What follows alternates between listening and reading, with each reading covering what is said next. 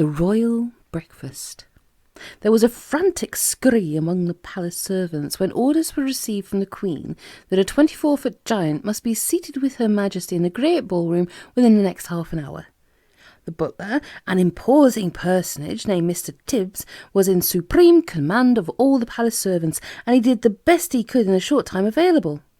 A man does not rise to become the Queen's butler unless he is gifted with extraordinary ingenuity, adaptability, versatility, dexterity, cunning, sophistication, sagacity, discretion, and a host of other talents which neither you or I possess. Mr. Tibbs had them all. He was in the butler's pantry sipping an early morning glass of light ale when the order reached him. In a split second, he had made the following calculations in his head. If a normal 6-foot man requires a 3-foot high table to eat off, a 24-foot giant will require a 12-foot high table. If a 6-foot high man requires a chair with a 2-foot high seat, a 24-foot giant would require a chair with an 8-foot high seat. Everything, Mr. Tibbs told himself, must be multiplied by 4.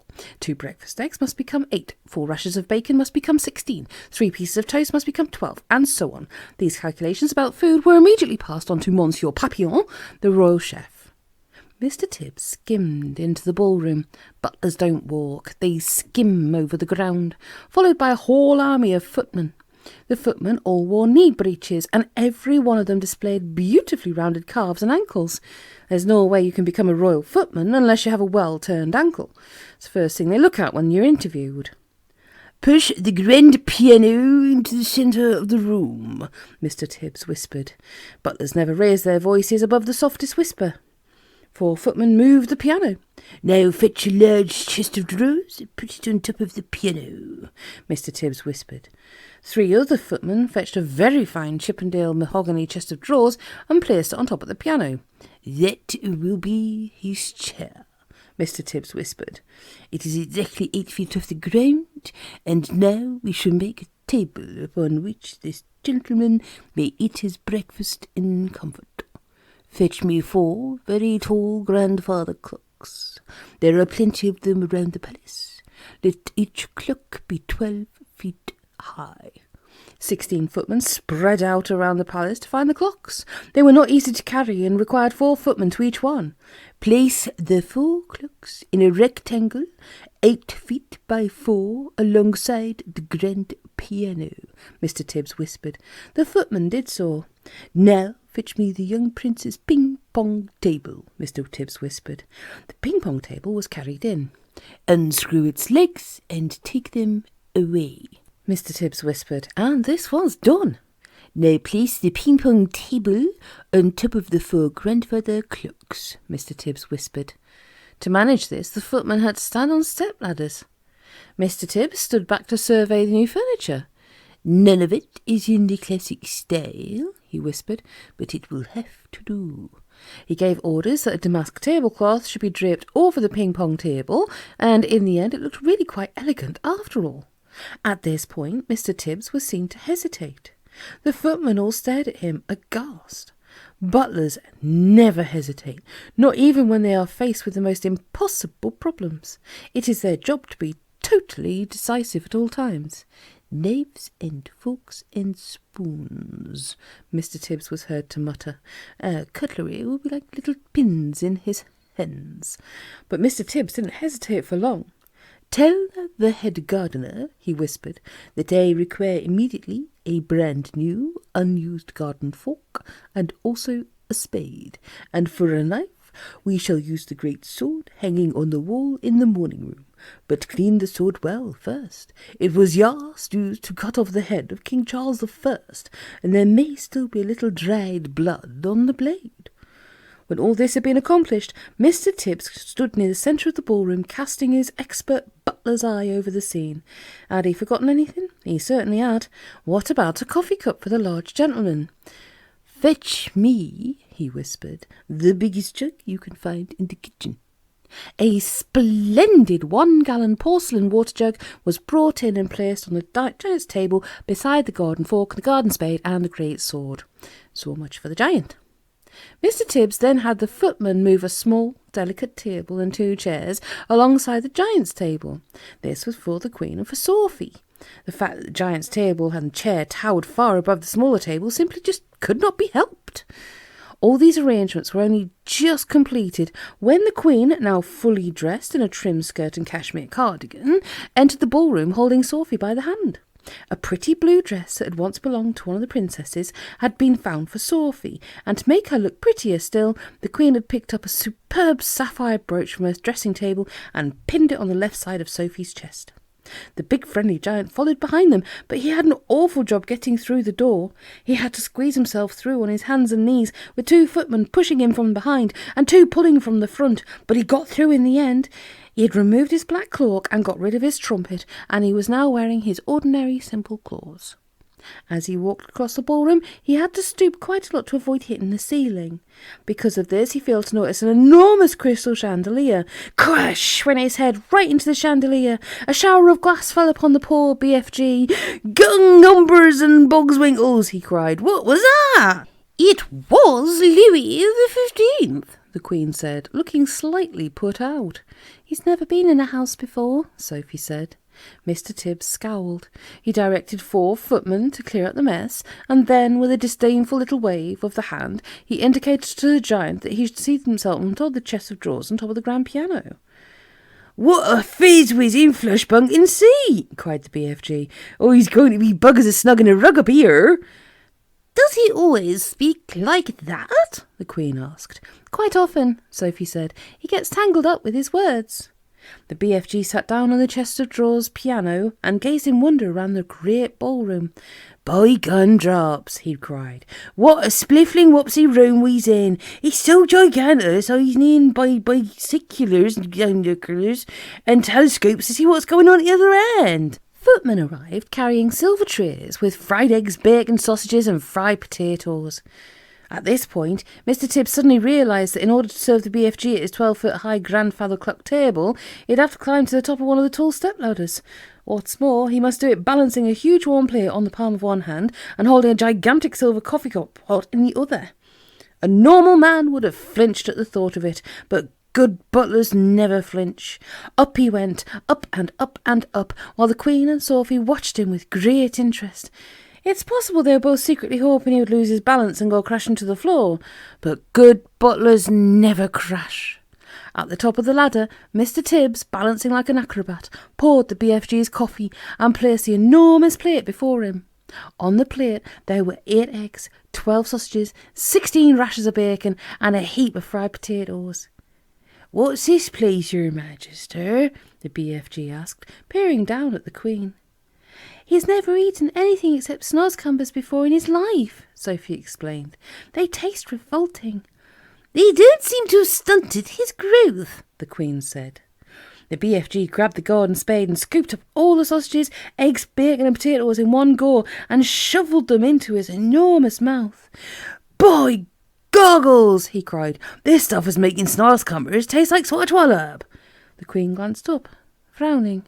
Mr. Tibbs looked down at his toes and his lips moved in silent prayer. "That was only one titchy little bite," the BFG said.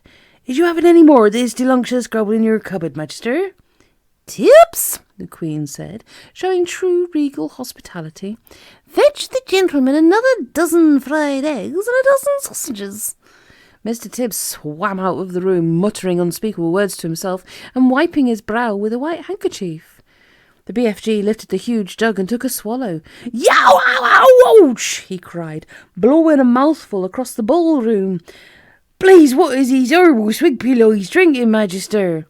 "It's coffee," the Queen told him, "freshly roasted." "It's filsome!" the BFG cried out. "Where's the frog scuttle?" "The what?" the Queen asked. "The lumptious frizzly frobscottle," the BFG answered. "Everyone must be drinking frobscottle with breakfast, Magister. Then we can all be whiz-popping happily together afterwards." "What does he mean?" the Queen said, frowning at Sophie. "What is whiz-popping?" Sophie kept a very, very straight face. "BFG," she said, "there is no frobscottle here, and whiz-popping is strictly forbidden." "What?" cried the BFG. "No frobscottle, no whiz-popping, no glumptious music, no boom boom boom?" "Absolutely not," Sophie told him firmly. "If he wants to sing, please don't stop him," the Queen said. He doesn't want to sing, Sophie said. He said he wants to make music, the Queen went on. Shall I send for a violin? No, Your Majesty, Sophie said. He's only joking. A sly little smile crossed the BFG's face. Listen, he said, peering down at Sophie. If they isn't having any frobscottle here at the palace, I can still go whist-potting perfectly well without it if I try hard enough. No! Cried Sophie. Don't! You're not to! I beg you! Music is very good for the digestion, the Queen said. When I'm up in Scotland, they play the bagpipes outside the window while I'm eating. Do play something. Oh, yes, Her Majesty's permission, the BFG cried, and all at once he let fly with a whisk-pop at the sound as though a bomb had exploded in the room. The Queen jumped. Whoopee! Shouted the BFG. That is better than baglepipes, is it not, Majesty? It took the Queen a few seconds to get over the shock. I prefer the bagpipes, she said, but she couldn't stop herself smiling. During the next 20 minutes, a whole relay of footmen were kept busy hurrying to and fro from the kitchen, carrying third helpings and fourth helpings and fifth helpings of fried eggs and sausages for the ravenous and delighted BFG. When the BFG had consumed his 72nd fried egg, Mr. Tibbs sidled up to the Queen. He bent low from the waist and whispered in her ear, Chef sends his apologies, Your Majesty, and he says there's no more eggs in the kitchen.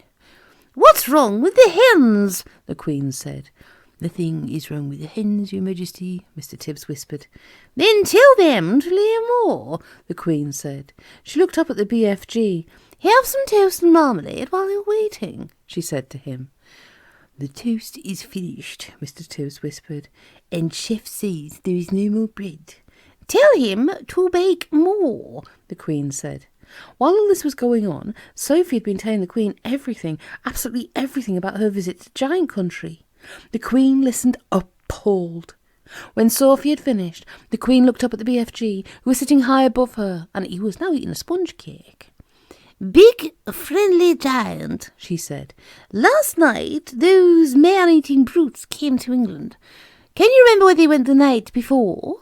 The BFG put a whole round sponge cake into his mouth and chewed it slowly while he thought about this question. Yes, Magister, he said. I do think I's remembering where they said they was going night before last. They was galloping off to Sweden for the Sweden sour taste. Fetch me a telephone, the Queen commanded. Mr. Tibbs placed the instrument on the table. The Queen lifted the receiver. Get me the King of Sweden, she said. Good morning, the Queen said. Is everything all right in Sweden? Everything is terrible, the King of Sweden answered. There is panic in the capital. 2 nights ago, 26 of my loyal subjects disappeared. My whole country is in a panic. Your 26 loyal subjects were all eaten by giants, the Queen said. Apparently they like the taste of sweets. Why do they like the taste of sweets? The King asked. Because the sweets of Sweden have a sweet and sour taste, so says the BFG, the Queen said. I don't know what you're talking about, the King said, growing testy. It's hardly a joking matter when one's subjects are being eaten like popcorn. They've eaten mine as well, the Queen said. Who's they, for heaven's sake? The King asked. Giants, the Queen said. Look here, the King said. Are you feeling all right? It's been a rough morning, the Queen said. First I had a horrid nightmare, then the maid dropped my breakfast, and now I've got a giant on the piano. You'll need a doctor quick, cried the King.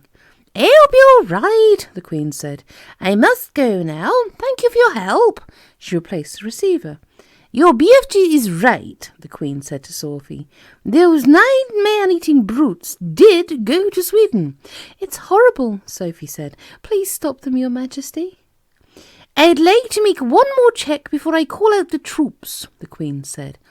Once more she looked up at the BFG. He was eating doughnuts now, popping them in his mouth 10 at a time like peas. Think hard, BFG, she said. Where did those horrid giants say they were galloping up to 3 nights ago? The BFG thought long and hard. Ho, ho, he cried at last. Yeah, I's remembering. Where? Asked the Queen.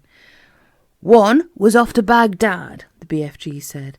"As they is galloping past my cave, Flesh Lump Eater is waving his arms and shouting at me, oh, he is off to Baghdad, and I is going to Baghdad, and Mum and every one of their 10 children as well." Once more the Queen lifted the receiver. "Get me the Lord Mayor of Baghdad," she said. "If they don't have a Lord Mayor, give me the next best thing." In 5 seconds a voice was on the line. "This is the Sultan of Baghdad speaking," the voice said. "Listen, Sultan," the Queen said. "Did anything unpleasant happen in your city 3 nights ago? I want to know if anyone has disappeared recently in Baghdad." "Only my uncle Caliph Harun al-Rashid," the Sultan said. "He disappeared from his bed 3 nights ago, together with his wife and 10 children. "There you is!" cried the BFG, whose wonderful ears enabled him to hear what the Sultan was saying to the Queen on the telephone. "Flesh Lump Eater who did it, that one. He went off to Baghdad and Mum and all the little kiddles." The Queen replaced the receiver. "That proves it," she said, looking up at the BFG. "Your story is apparently quite true. Summon the head of the army and the head of the Air Force immediately."